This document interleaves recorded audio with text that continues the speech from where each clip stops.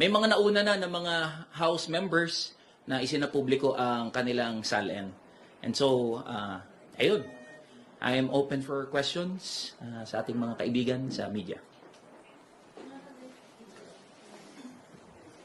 Ako na lang po muna. Yes po. Kung dun muna sa ICI po.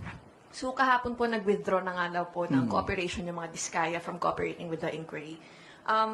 Doesn't this hammer home the point na toothless or useless yung ICI? Kasi for one, di na nga public yung hearings. At pangalawa, kayang mag-walk away ng mga Diskaya from cooperation just like that. Yes, tama. Walang pangil, walang kapangyarihan yung ICI.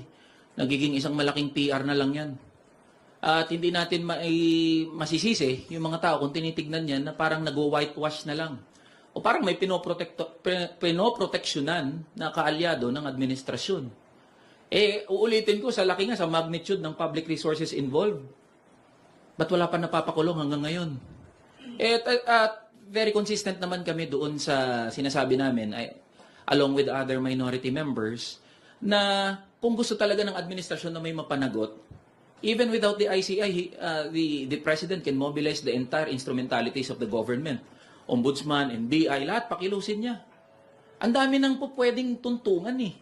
Meron ng mga pronouncement under oath, yung mga kontratista, meron na rin mga publicly available documents, so we can establish a case. Ang problema hanggang ngayon, ayan pa rin, pahaba ng pahaba yung mga hearing, mas nalilito ang mga tao, ano na ang nangyayari. So, tapos sinabi pa ni Claire Castro. Spoke sa Claire Castro na humihingi siya ng kahinahunan sa mga Pilipino, maging kalmado daw.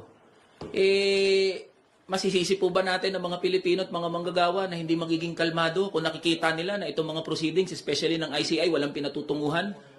Pahaba ng pahaba yung hearing, parami ng parami yung cast of characters, and at the end of the day, walang mapapanagot. So, baka kailangan hong mag-introspect ng palasyo patungkol sa usapin na to. Sir, meron pong nga statement din yung kasamahan nyo sa minority na si Congressman Edgar Erice.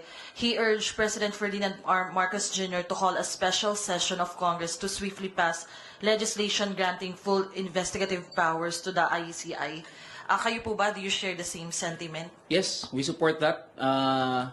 Kabilang din po ako sa naghain ng House Bill na nagbibigay ng kapangyarihan sa komisyon, contempt and subpoena powers. So we support the statement of Senior Deputy Minority Leader Ega Erice. Sir,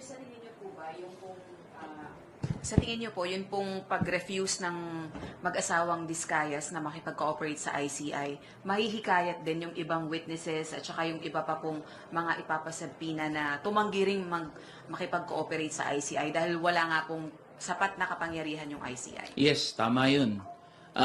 Nagsisend yan ng mensahe doon sa mga sangkot dito sa anomalous and ghost flood control projects na kahit ipatawag sila ng ICI, pwede naman silang tumanggi. So wala nga kapangyarihan, inutil ang ICI. At hindi ko masisisi ang mga manggagawa at ordinaryong Pilipino, and that is my belief, na parang walang kwenta, walang silbi na itong ICI. Hanggat walang nakukulong, hanggat walang napapanagot, even contempt powers, ano na lang yan, lokohan na lang yan. Yan nangyayari dyan sa ICI. Again,